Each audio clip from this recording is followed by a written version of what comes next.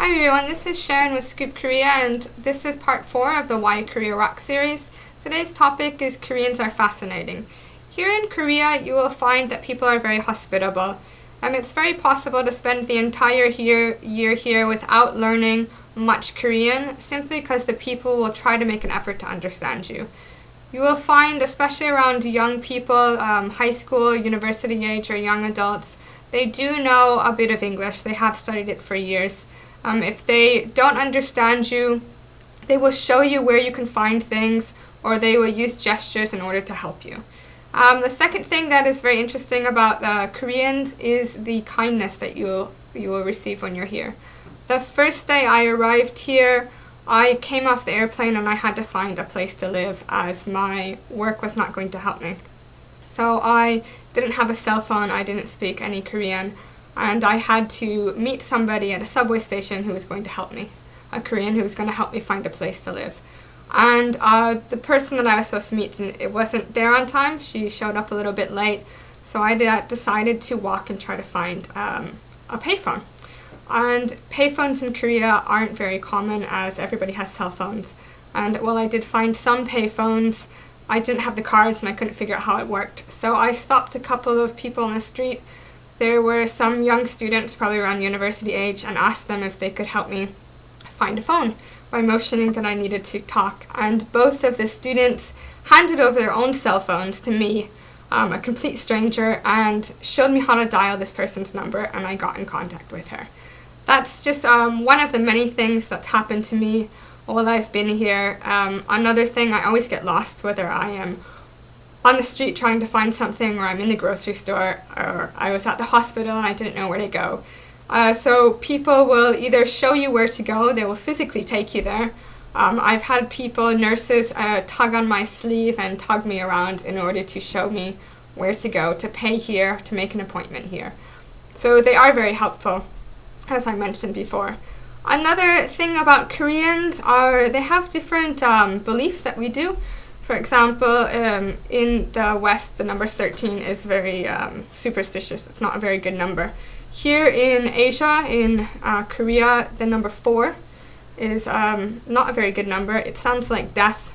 So you'll find in places like elevators, they have numbers 1, 2, 3, and instead of having a 4, they will have an F.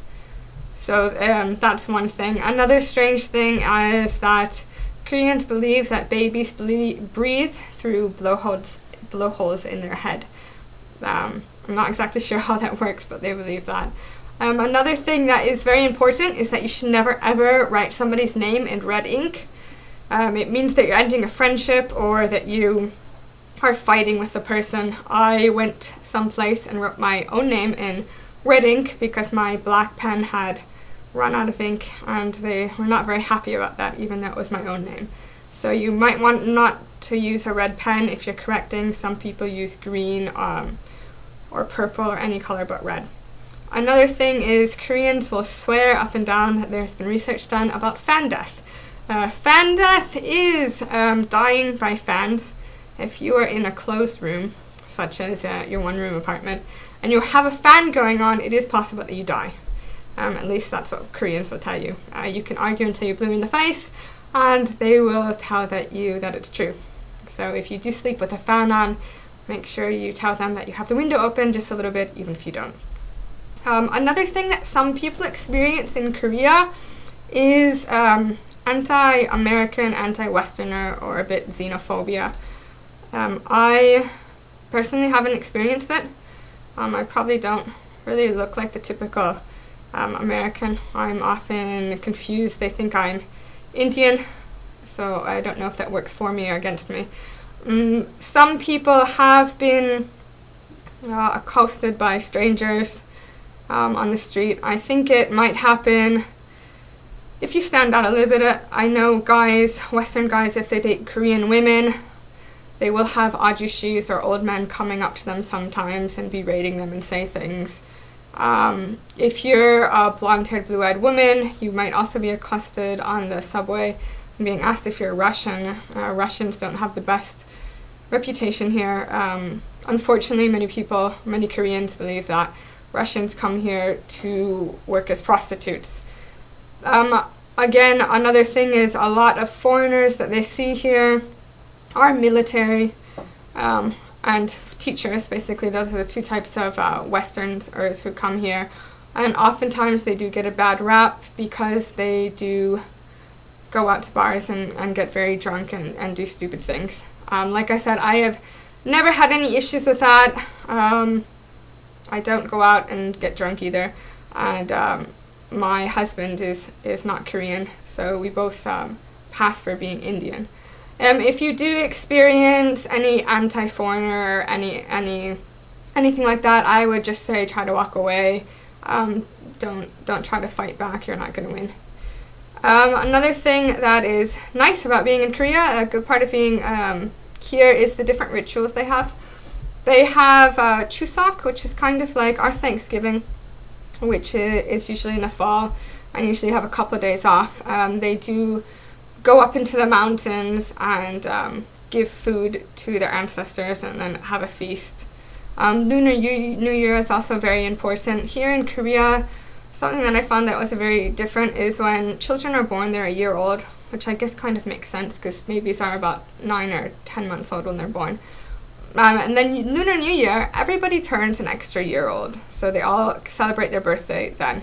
Or some Koreans celebrate their Western birthdays, which would be by our calendar, and others celebrate by the lunar calendar.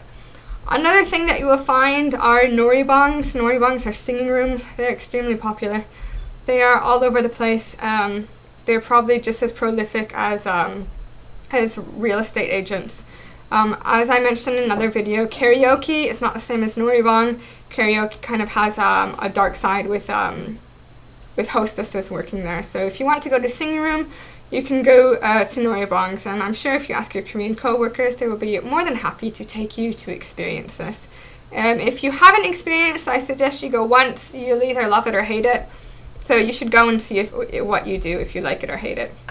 Some other things about Korea is since you're living here, there's really no way that you can escape some of the cultural things, which is very nice. Because as I said, Koreans are very hospitable, they're very helpful.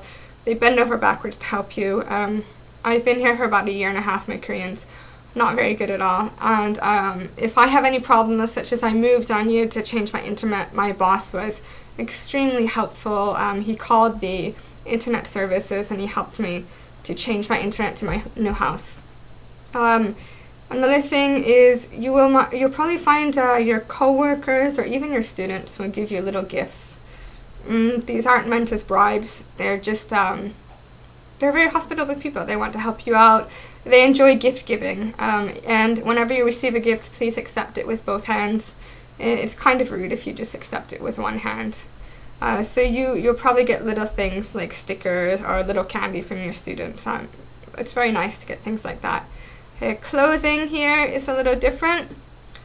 Sometimes I've seen once on the subway where a person was dressed in traditional clothing. They have hanboks, which they usually wear for weddings, and they're very elaborate. They're very expensive.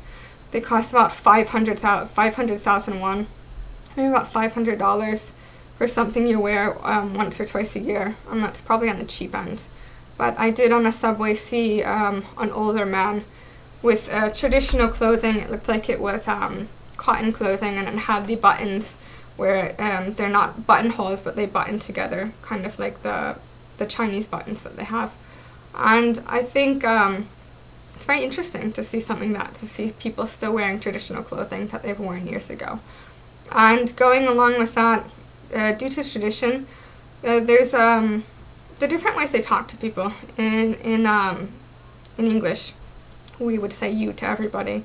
If you've studied another language, in Spanish, they have differences between formal you and informal you. And I know French does, and other languages do that. Here in Korea, I think they have many different yous depending on the level and the age. So often when Koreans meet each other for the first time, they will ask how old they are and ask what job they are. And they're doing that not to be rude or not to be curious, because it's necessary, it's a part of life. They need to know who is older, so they address them differently. So for example, my students, I teach at a university, they will always say, my seniors and I went out to lunch. And basically what they're saying is someone older than them, probably they're freshmen, So maybe a sophomore or junior or senior went out with them to lunch, and they need to, because they're older, talk to them more respectfully. So if you do have a Korean asking you how old you are or what your job is, it's just because they're trying to establish a little bit of a hierarchy. They're not trying to pry into your private lives. And remember, as I said before, you're probably about 1 or 2 years older in Korea than you are in the West, simply because you're a year old when you're born, and then in New Year you turn another year old. I think that's about it for Koreans are fascinating. You can check out the rest of these tips and more at scoopkorea.com.